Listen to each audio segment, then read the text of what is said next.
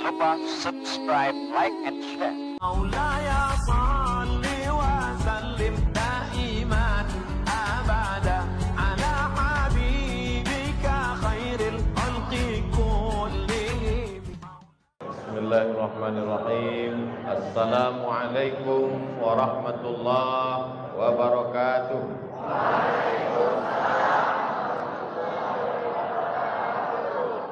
Apa kabar semua? Sehat? Alhamdulillahi rabbil alamin. Wassalatu wassalamu ala asyrafil khalqi ajma'in, Sayyidina wa maulana Muhammadin wa ala alihi wa sahbihi wa man tabi'ahu ila yaumiddin. Subhanaka la ilma lana illa ma 'allamtana innaka antal alimul hakim. Rabbi shrah li sadri wa yassir li amri wahlul 'uqdatam min lisani yafqahu qawli. Saat ini hadir bersama kita guru kita Al-Mukarram Ustadz Abdus Syukur. Ini sebetulnya sudah menyalahi kode etik. Sesama Abdul dilarang saling mendahului. Yang tausiah ini Abdul Somad. Saya tidak ingin anak-anak ini mengambil kesimpulan Ustadz Somad tidak sopan, tidak beradab, tidak berakhlak. Ustadz-ustadz, guru-guru, para abi duduk di bawah, di belakang, sementara dia duduk di depan. Bukan salah saya, ini salah panitia. Ini hanya sementara menyampaikan tausiah saja. Mudah-mudahan ini tidak mengurangi penghormatan kita kepada guru-guru kita, insyaallah. Al-adab fauqal ilmi. Kalau sekedar ilmu, maka ada yang lebih hebat hafalannya. Siapa itu? Google.com. Kalau sekedar mengingat tausiah Somad, ada yang lebih kuat ingatannya. Siapa dia? Saya tidak mau sebut mereknya, nanti jadi iklan gratis. Ini handphone kamera yang ada di depan ini bisa merekam dan mengingat semua yang disampaikan Abdul Somad. Kalau sekedar amalnya banyak, bisa sampai selevel dengan malaikat, maka dialah yang lebih hebat. 1000 tahun beramal, naik langit pertama. 1000 tahun beramal, naik langit kedua. 1000 tahun beramal, naik lagi sampai akhirnya dia selevel sejajar dengan malaikat. Wa idh qulna lil malaikati isjudu li Adam fasajadu, semua malaikat bersujud illa, itu dia orangnya, iblis. Dia bukan malaikat, tapi dia selevel dengan malaikat. Lalu dia dari mana? Buka surat Al-Kahfi. Kana minal jinni fa fasaqa an amri rabbih. Dia berasal dari kalangan jin. Lalu kemudian Allah bertanya kepada dia, ma mana'aka alla tasjuda li Adam? Apa yang membuat kamu tidak mau bersujud kepada Adam? Idz amartuka, ketika aku perintahkan kepadamu. Dia menjawab, khalaqtani min nar, kau ciptakan aku dari api. Wa khalaqtahu min tin, kau ciptakan dia dari tanah. Ana khairum minhu. Itu dua dalil bahwa dia bukan malaikat. Yang pertama Allah mengatakan kana minal jinni.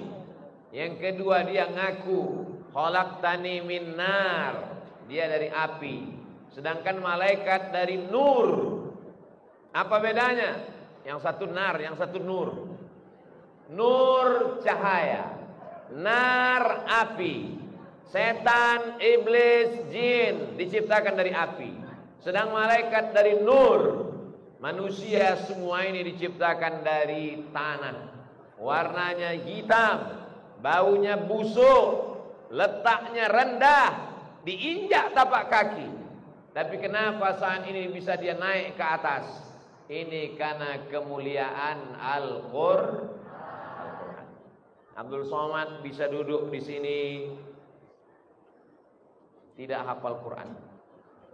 Beda dengan abi kalian yang pecinya warna biru, itu hafal Quran. 30 juz. Kalau merah seperti ini, juz 30. Mohon maaf yang pecinya merah, jangan tersinggung. Mudah-mudahan anak cucu kita, santri-santri ini semua menjadi para penghafal.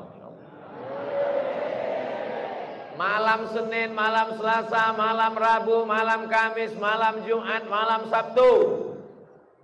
Tapi ada satu malam yang paling mulia. Satu malam itu kalau kita beramal 83 tahun. Kenapa malam itu menjadi mulia? Karena malam itu bersanding dengan Al-Quran. Inna anzalnahu fi lailatul qadar. Dalam ayat lain, inna anzalnahu fi lailatin mubarakah. Malam itu sebelumnya tidak ada apa-apanya, tapi malam itu berubah menjadi malam paling mulia karena kemuliaan Al-Quran. Ada kertas putih. Kertas putih bisa dibuat jadi pembuang ingus, bisa dibuat jadi pembuang daki, bisa membuat korek telinga.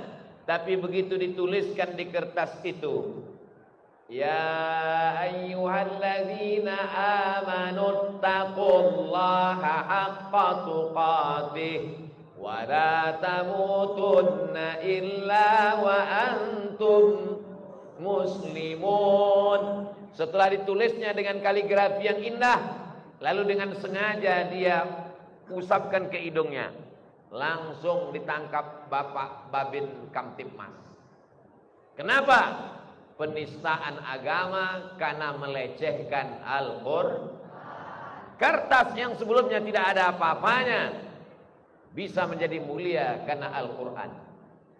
Gua, lobang tanah, lobang di atas gunung, lobang batu, tempat orang berlindung. Gua yang paling banyak di Jakarta. Siapa lu, siapa gua? Ada satu gua. Banyak sekali gua di Indonesia. Tapi kenapa gua itu yang dikunjungi orang? Bayar tiket 30 juta, hotel, makan, tinggalkan kerja. Sampai ke sana dia naik ke atas gua itu. Mengapa gua itu mulia? Karena di gua itu turun Iqra bismi rabbikal ladzi khalaqa khalaqal insana min 'alaqin iqra wa rabbukal akramul ladzi 'allama bil qalami 'allamal insana ma lam ya.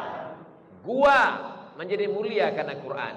Malam menjadi mulia karena Quran. Kertas menjadi mulia karena Quran.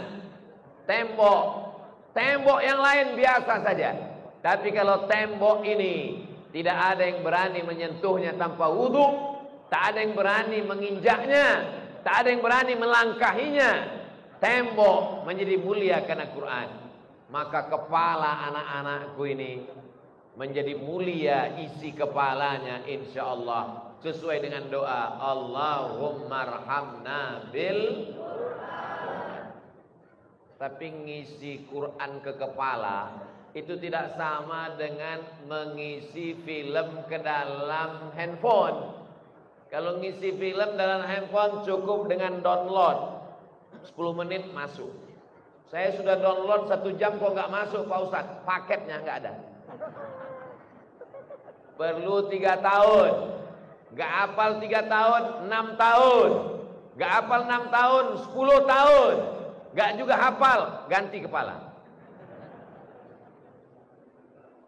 Yassarnal Qur'ana lidzikri fahal min muddakir. Kami sudah mudahkan kepala ini untuk mengingat Al-Quran. Tapi kalau sudah tua macam saya ini, dibaca ujung lupa pangkal, dibaca pangkal hilang ujung, dibaca tengah hilang ujung pangkal. Maka mumpung anak-anakku masih muda sekalian, manfaatkanlah ini semua. Beberapa waktu yang lalu ada seorang ulama orang Mesir, tidak bisa tinggal di Mesir karena politik. Akhirnya beliau mendapat suaka politik dari pemerintah Qatar.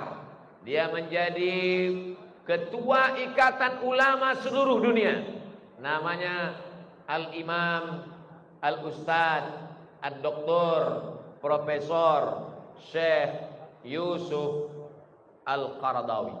Dia menulis buku. Nanti download bukunya dalam bentuk PDF.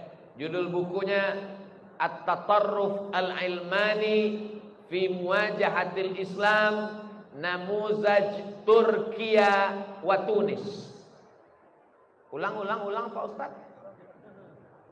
Tulis di Google At-Tatarruf Al-Ilmani fi Muwajahatil Islam Namuzaj Turkiya wa Tunis. Download PDF. Handphone saya nggak bisa tulis Arab, belum mu'alaf. Coba. Gratis, download. Tahmil artinya download. At-Tatarruf Al-Ilmani, gerakan radikal sekularisme fi muwajahatil Islam, dalam menghantam Islam, gerakan menghanguskan Islam. Contoh yang dia tulis dalam buku itu 2 negara. Pertama Turkiya, yang kedua Tunisia. Bagaimana gerakan radikal sekularisme?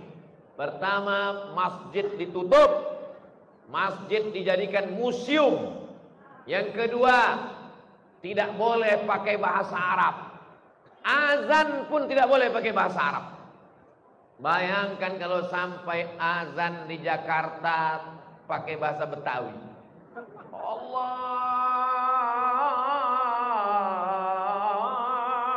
gede banget. Ceramah tabligh akbar, bubarkan. Kalau ada ustadz yang berani, tangkap. Gerakan politik, hancurkan. Ketika itu Sultan Abdul Hamid memimpin, jatuhkan. Ketika umat Islam lemah, disitulah Palestina direbut oleh Israel. Sebelumnya mereka bawa 1 koper uang emas menghadap Sultan Abdul Hamid di Istanbul. Sultan Abdul Hamid, berikan tanah Palestina ke kami, kata orang Yahudi. Ini uang emas. Apa kata Sultan Abdul Hamid? Yang direbut dengan tetes darah syuhada tidak akan kujual dengan emas. Yahudi sakit hati, marah mereka. Akhirnya ditumbangkan Sultan Abdul Hamid, dihancurkan Islam. Lalu peristiwa itu terjadi kapan? Peristiwa itu terjadi tahun 1924. Sekarang tahun 2022. Tahun depan 2023. Tahun depan 2024. 2024 bukan sekedar pilkada dan pileg. 2024 adalah 100 tahun penghancuran Islam. Tapi apa yang terjadi di Turki setelah 100 tahun? Kurang 2 tahun. Sekarang 2022. 2 tahun lagi 100 tahun. 1 abad lamanya. Apakah Islam hilang? Apakah masjid tutup? Apakah anak muda sekuler? Apakah Islam hancur? Masya Allah, tabarakallah. Saya sedang berada di pesantren tahfiz Quran As-Saifur Rahim Sulaimaniyah. Allahu Akbar. Dia tidak membawa senjata, dia tidak membawa partai, dia tidak membawa apapun. Yang dia bawa hanya Quran saja. Dia ajarkan muridnya baca Quran. Setelah bagus baca Quran, tahsin ngapal Quran. Setelah itu diajarkannya baca kitab. Akidahnya Ahlussunnah wal Jamaah, fikihnya bermazhab. Dan uniknya, dia tidak hanya sekedar bertasawuf, tapi dia bertarekat.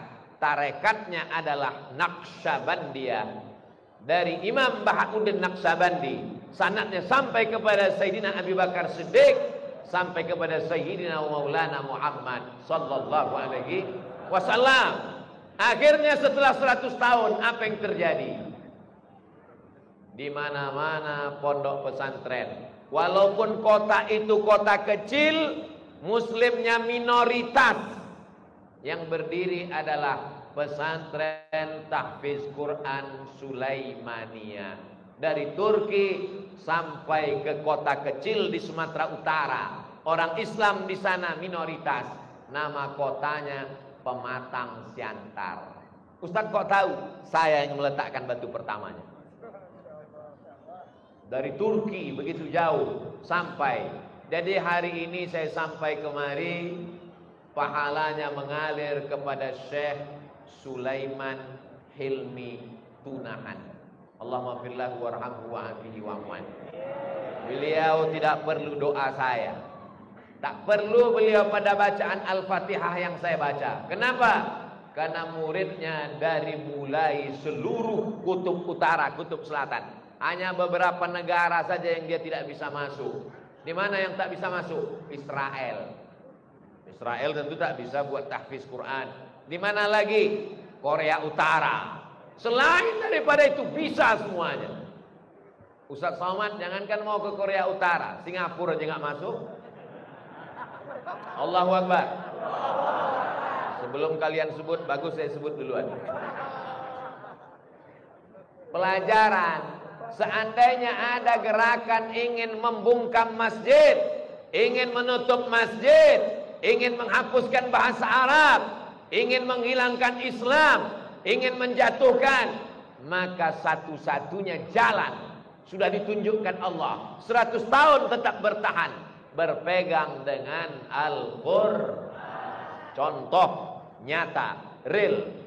Saya pun dibawa berjalan-jalan melihat asrama pesantren tahfiz Quran As-Saifur Rahim Sulaimaniyah Jasinga Bogor.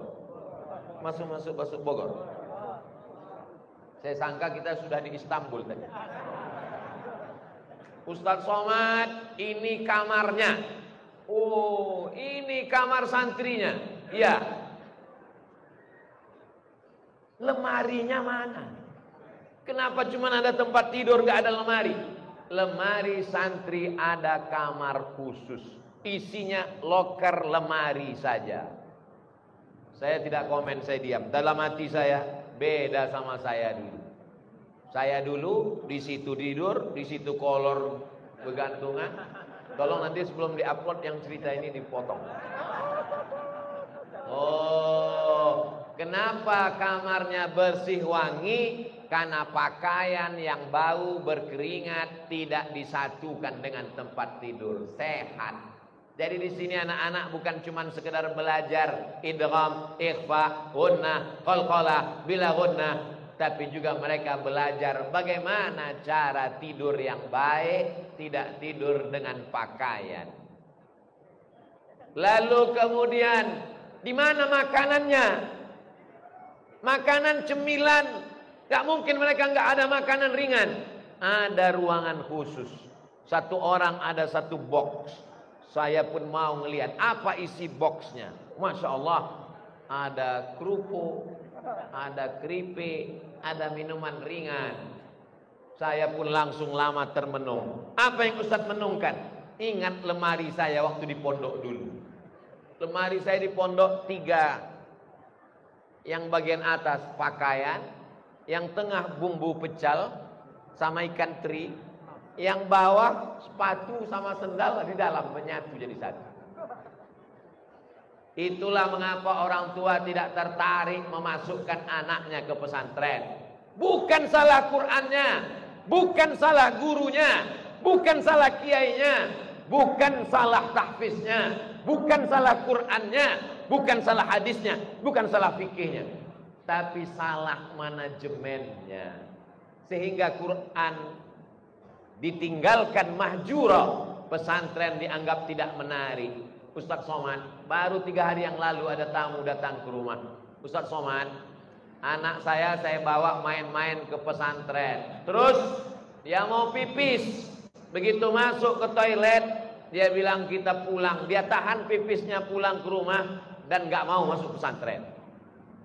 Saya begitu melihat toilet WC pesantren Saifur Rahim Sulaimaniyah, Masya Allah, tabarakallah, dipisahkan mana tempat mandi, mana tempat wudhu, mana tempat BAB, buang air besar, buang air kecil. Jadi santri tidak hanya sekedar bercerita, at-tahuru syatrul iman, kebersihan kesucian setengah iman, tapi contoh realnya tidak kelihatan. Tidak boleh berwudu di tempat buang air besar, tidak boleh mengucap bismillah di WC, sementara mau berwudu niatnya dalam bismillah. Di mana letak niat wudu? Waktu mengucap bismillah. Di mana mau mengucap bismillah ada WC di samping? Bingung anak-anak belajar fikih. Katanya mau mengucapkan niat ketika bismillah. Mengucapkan bismillah nggak boleh karena ada toilet, ada WC di dalam. Mestinya dipisah. Ini WC, ini tempat mandi, ini tempat wudhu. Saya menemukan itu ada di pesantren tahfiz Quran Saifur Rahim Sulaimaniyah. Allahu Akbar. Dari mulai cara berpakaian, berpakaiannya Masya Allah tabarakallah, tetap menutup kepala karena sunnah, tetap memakai jubah. Tadi kami sholat, Ustaz Somad kok enggak sholat isya? Saya sudah jamak takdim. Makanya nanti selesai tausiah ini, semua jamaah sholat. Ketika kalian sedang sholat, disitulah saya pulang, karena itu waktu yang paling tepat. Jangan muncul isu Ustaz Somad sudah enggak sholat. Jangan ada dusta di antara kita. Di sini anak-anak belajar dari mulai toilet sampai tempat tidur.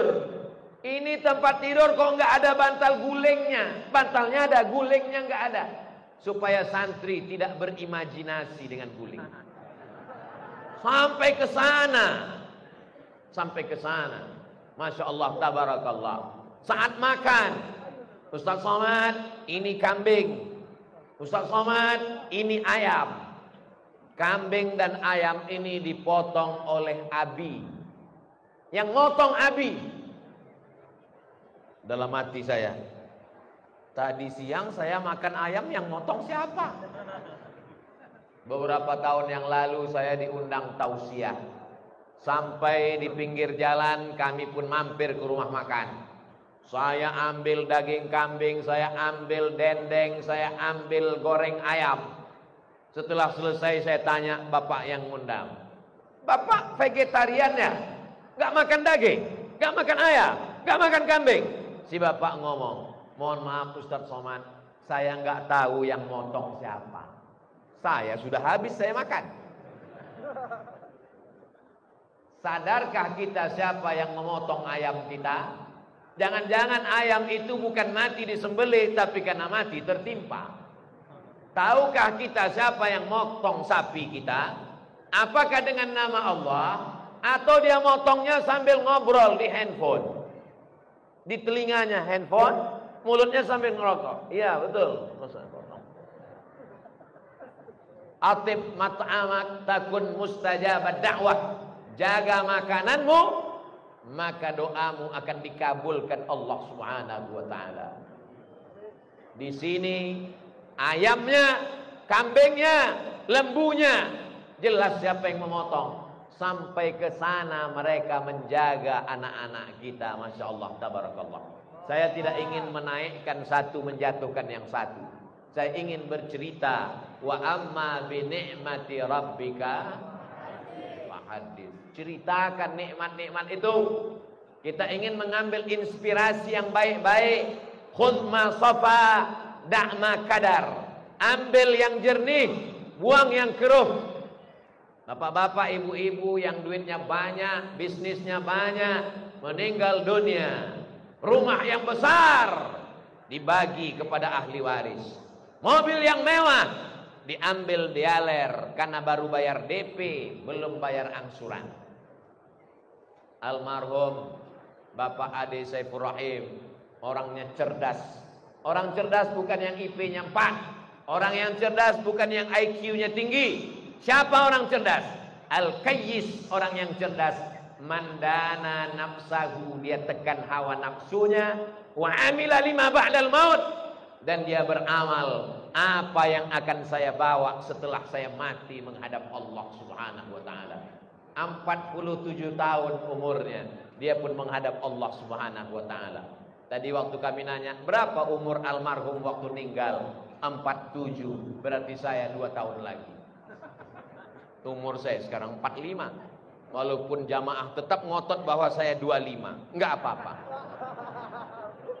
47 tahun umurnya meninggal. Masjid terbangun, gedung asrama, laki-laki, ada perempuan, tapi tidak satu lokasi untuk menjaga mata, menjaga telinga, menjaga hati dan pikiran anak-anak penghafal Quran. Saya baca jadwal mulai jam 4 subuh sampai jam 9 malam. Baca Quran, murajaah, ngapal Quran, tapi tetap tidak ketinggalan komputer, tetap tidak ketinggalan pelajaran-pelajaran penting zaman modern. Jangan bayangkan anak penghafal Quran kumuh, lusuh, bau, kotor. Begitu kita sampai melihat, agak berbisik kita tanya, ini direktur dari perusahaan mana? Ini adalah santri-santri, pakai dasi, pakai jas, ganteng-ganteng. Saya tangka orang dari Istanbul, Islamabad, Pakistan, dari luar negeri, ternyata dari Jasinga. Allahu Akbar. Ibu-ibu yang ada di bawah, saya tahu kalian sedang melihat layar di bawah. Kalau kalian mau cari menantu, datanglah kemari penghafal Quran. Booking dari sekarang sebelum disambar elang. Bapak Ibu yang dimuliakan Allah Subhanahu wa taala. Pagi, petang, siang dan malam mereka membaca Quran. Penghafal Quran tamat, berangkat ke Turki. Saya tanya, biaya makannya gimana? Minumnya di Turki gimana? Ustaz Somad, mereka di Turki beasiswa 100% full. Dalam hati saya, kenapa aku lahir terlalu cepat?